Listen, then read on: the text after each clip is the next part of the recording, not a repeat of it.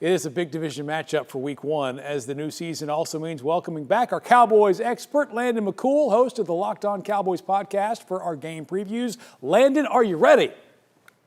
Jersey or New York, I'm ready. It's time. Sunday Wherever night it football's is. here. Dallas Cowboys. It's up there let's do somewhere. It. Yeah, that's right.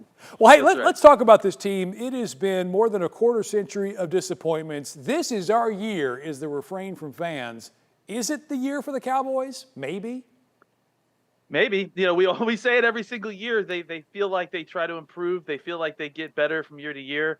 But it really doesn't matter unless they're winning games in January. They took a step last year. They got a step further in the playoffs. But again, the standard here in Dallas for the Cowboys is high, and as it should be.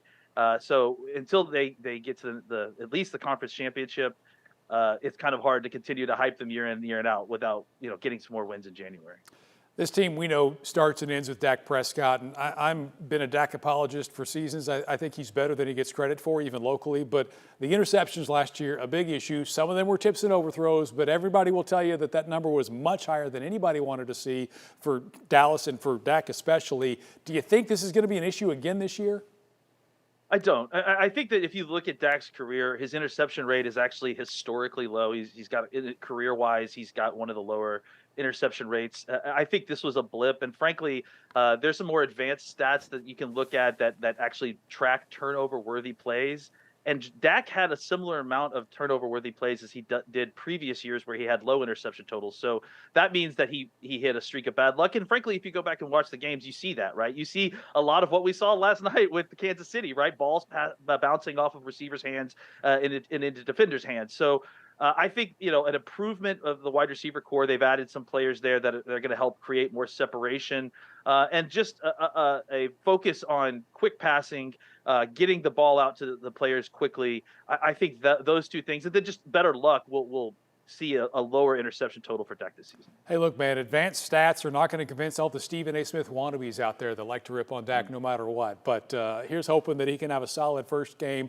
The bigger question, I think, on offense really is going to come down to the running game. You know that Ezekiel Elliott now is wearing a Patriots jersey. You got Tony Pollard as the #1 running back. A lot of Cowboys fans excited about Deuce Vaughn as well. What do you think of the running game this season going forward? I'm excited to see it. I mean, that's one of the few things that we really have kind of zero idea what it's going to look like, because there's been so much change. There's change in the run game coordinator, obviously change in the main running back. And then also, obviously, the guys that are playing behind Pollard as the main running back. So the running game is really kind of the big unknown here. I will say that it's great that Terrence Steele and Zach Martin are obviously back and still on this team, because I think they're one of the best run-blocking duos in all of football. I think Tony Pollard has been one of the most efficient running backs in football when he's gotten carries.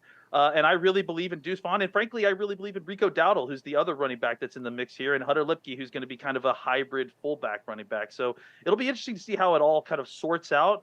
But I imagine that as long as you've got, strong run blocking up front like they have in previous seasons, that the running game should continue to be strong.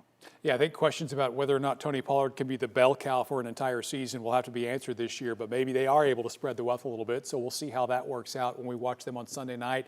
On the other side of the football, defense has certainly been a strength of this team in recent years. Let's talk about this defense. Dan Quinn and the guys back for another campaign. What are your thoughts after watching them in this preseason?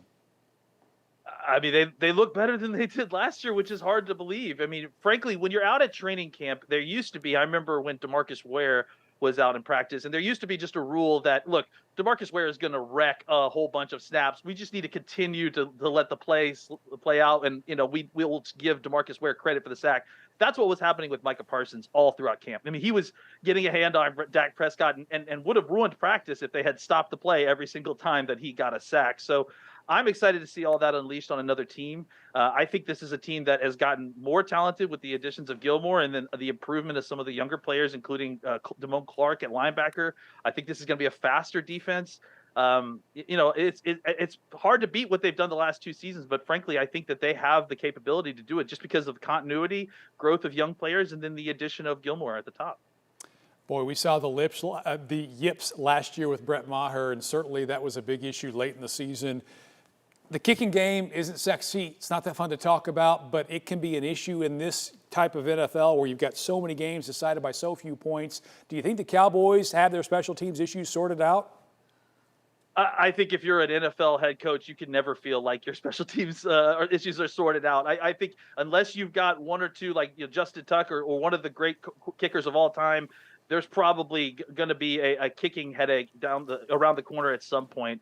All these guys go through the yips at some points. The key is to try to find someone who's on the upside, usually a younger guy, but before they kind of get into their head a little bit, make sure they can do the kickoffs. And then make the simple ones, make the extra points, make the kicks that they're supposed to make.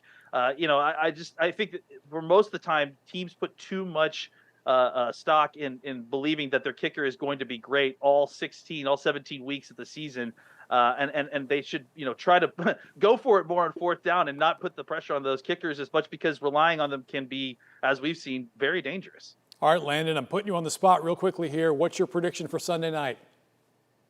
I think injuries is going to be a big part of this. We're still not sure if Tyler Smith is playing this week. Tyron Smith, had a rolled ankle at one point in practice. But I'm still picking the Cowboys. I just think the Giants have definitely closed the gap, and they're definitely a better football team than they were last year. But I think the talent disparity between what the Cowboys have at wide receiver versus what the Giants have at cornerback with two rookie cornerbacks, it's just too much for them.